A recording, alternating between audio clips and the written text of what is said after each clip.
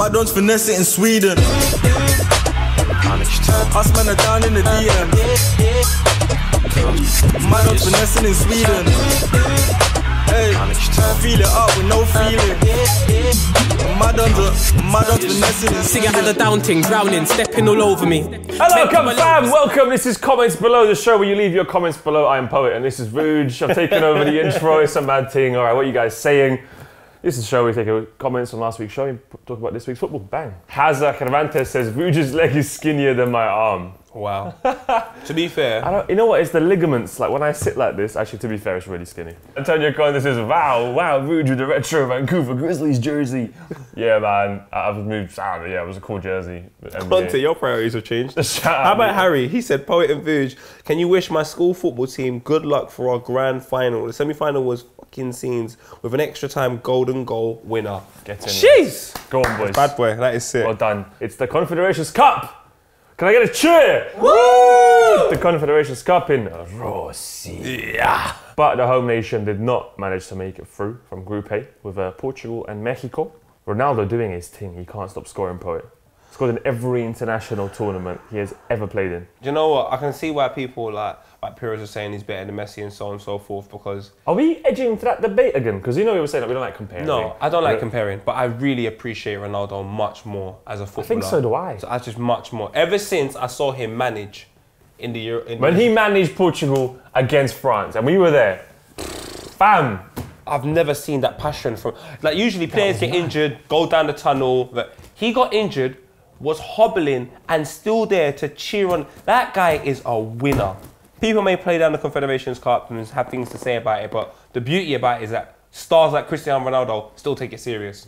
Occasionally, these tournaments come around and some of the big players are like, I can't be asked. Cristiano Ronaldo treats 90 minutes of football serious every single time he plays. He does. And I have to appreciate a model professional, especially in this day and age where man are money driven and you've got like 18-year-old goalkeepers demanding huge fees of money. Like Cristiano Ronaldo's like, yeah, I'll demand huge fees of money, but guess what, bro? Like I will live up to my price tag. I deserve it. Like I do my job. Can Portugal bring that form to the World Cup? Sometimes you just need about 3 or 4 players to really pull through a performance and a good structure, and who knows what can happen. Genuinely, I don't feel like they're going to do anything in the World Cup. I do think France's team is just looking a little bit more scarier every single year. So, but who knows, man? Stranger things have happened. I've lived in a lifetime where I've seen Greece win it, so... Anyway, guys, from Group A, what do you reckon? Cristiano Ronaldo, is the debate back on for Ronaldo versus Messi? Because this season, he's had a better season. By far. But you know what? We've got a special guest. This gentleman here, he's actually interning at the Copenhagen office, and we heard he's from Russia. So, what's up, man? Don't kill yourself before you get here, big man. Can you give us a little bit about how are you feeling for the World Cup for yourself as a Russian person? Hopeful. Yeah. Hopeful because at least this time, compared to the past few years, they finally brought in some young players. Unfortunately, they're just not getting the chances they deserve in their leagues. That's why you see all the foreign players. And don't get me wrong, it's good from a business perspective to have people like Quincy Promes and all of those in Russia. But the young players just don't get the chance. Are you going to be there in Russia? Are you excited for it? I hope so, yeah. It became much safer than used to. Yay! Safety, gang. Mood is lifted for the World Cup, but for the national side, not so much. Hopefully. I mean, Copenhagen done a piece which was quite positive and different, but we've seen so much negative, and obviously we were in Marseille and all that craziness happened. How have you been taking that side of it? Of course, what the fans were doing in France, that was uncalled for, definitely, but that doesn't represent the whole, like the nation as a whole. Bro, thank you for coming on. Thank you, Steve. I know I just put you in a fire there for thank you for so a bit much, of that, man. but I wanted to get an insight from an actual person who has a bit of knowledge about Russia. So there you go, man. Large up, Vincent. Let's move on to Group B, where Germany and Chile progress to the next round.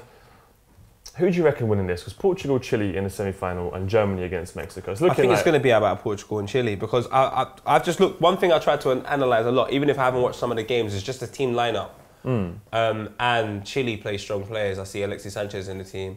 I see Vargas in the team. I see players. It looks like they want to win. Do you know what I'm saying? Especially when they brought Sanchez back to play against Germany. And then obviously Portugal Cristiano Ronaldo's there. Germany have got a lot of quality players, but it seems like they've left a couple of names at home.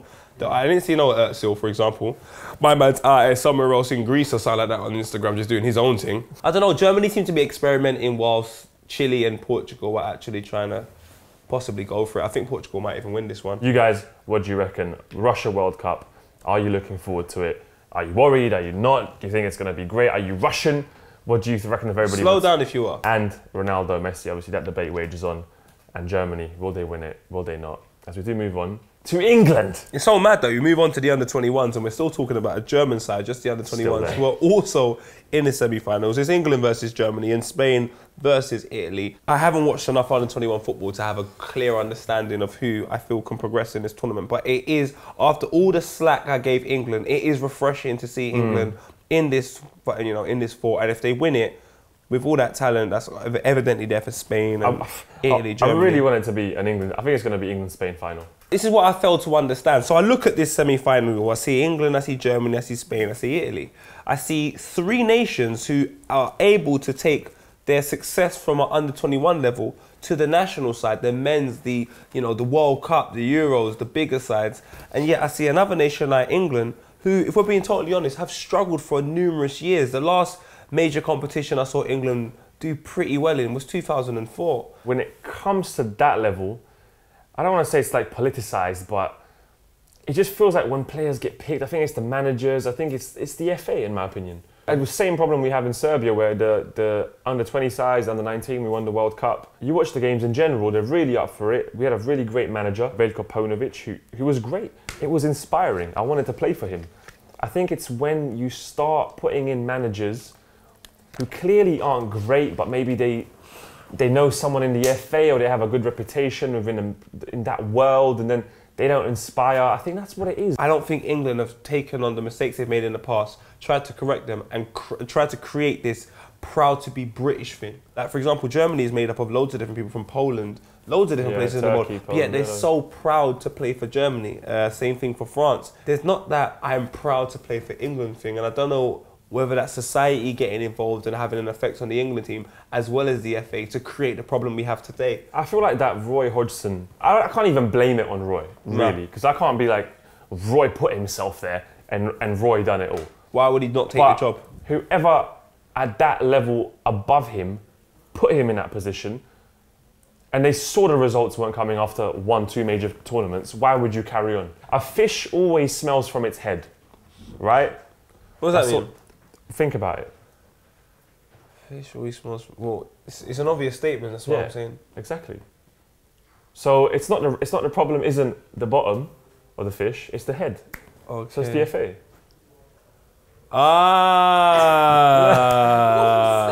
So the head is the FA.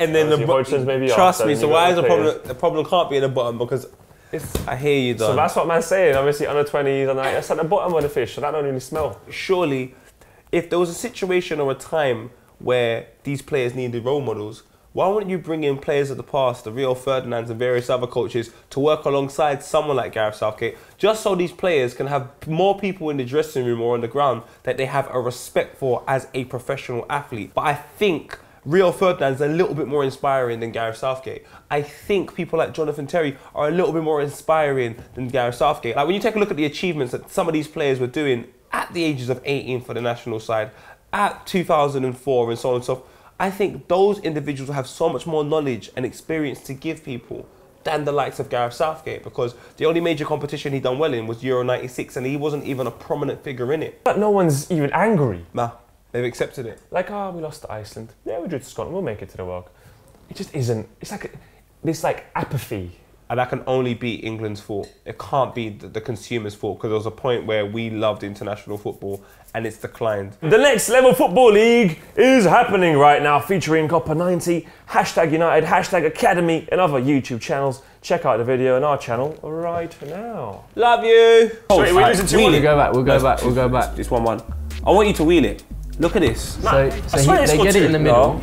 Oh, he did. It's 2-1. It's 2-1. Look, now. The keeper, bad positioning. Look at that. No, but How do you not score? Keep going. Okay, Look what he's got to shoot at, please. There's transfers.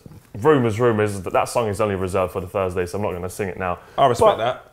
We've had a few things coming up. Alex Sandro, left back, Chelsea to sign him for 61 million. What? For 61 mil? I don't know, Paul. I don't know, fam. Do you know what that makes me feel like? If I went into As the George one time and they had like a t-shirt for £150, I'd be like, big man, As the George. Olivier Giroud, Lyon apparently interested in him. If he isn't number one at Arsenal, does that mean a Lacazette on the way to Arsenal? You ain't lean. You ain't lying. Lacazette, baby. No, I'm joking. You know, I want to get Lacazette because he looks like Tory Lanez. But do you know what? Honestly, lads. Oh, you know, I'm not gonna lie. He scored a lot of penalties as well. What's that? Lacazette. I saw a highlight video.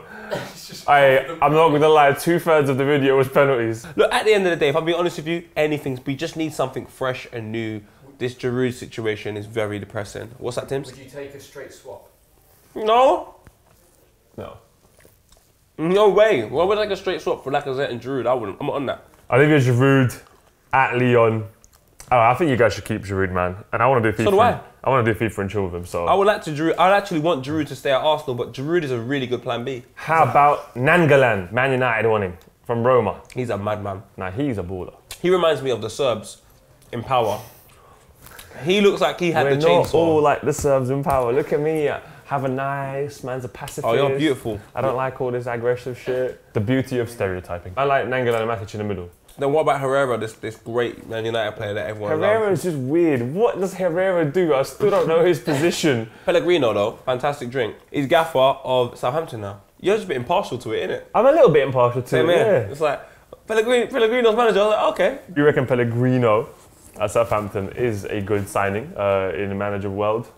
I just feel nothing towards him. Yeah. I heard Liverpool turn down a bid for Albert Moreno of around 11 million. Which From is, who? I don't even fucking know. You should let him go for it. Yeah, from anything, fam. Anyway, Arsenal have been going for Martial apparently. They're probably apparently in for Martial if they can't get Mbappe. And there's talks about Lamar. And there's various different publications within France talking about how the Mbappe and Lamar deal actually looks like something genuine before looking like something fabricated. Thursday, tune in for the actual transfers episode that will be out. I'm looking forward to doing that. As we do move on to the part of the show, we point to the camera and we say, What a guy. Oh indeed. God, what a guy, Özil. What a guy to Andrew Villas-Boas, ex-Chelsea Tottenham manager, for donating €100,000 to the victims of this weekend's fire in Pedregal Grande here in Portugal. It killed 63 people, injured more than 100.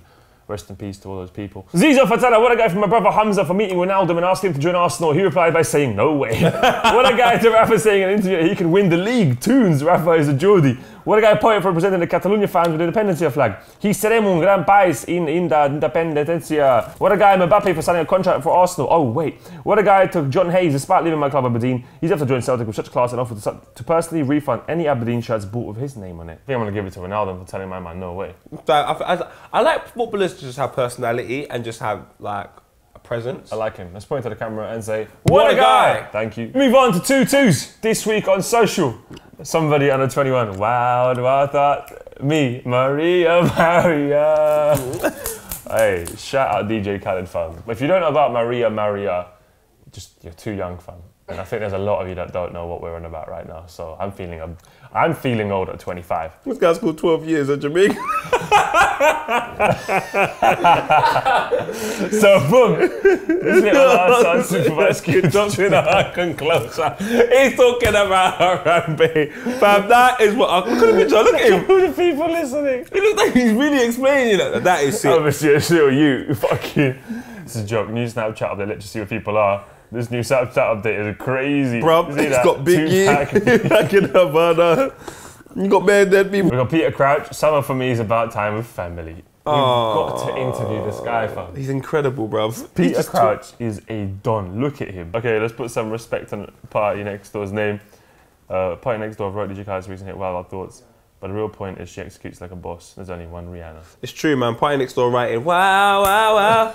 And Rihanna. But anyway, look, guys, we have reached the end of the show. Leave comments about the Confederations Cup. Leave comments about the under-21s. I'll definitely be trying to make a conscious effort to watch the semi-final games. Would be true. You know, really, really interesting. Definitely watch England. Yeah, leave some comments about the transfers as well. We've got the transfer special on Thursday. Let us know what's going to be happening Cristiano there. and Messi.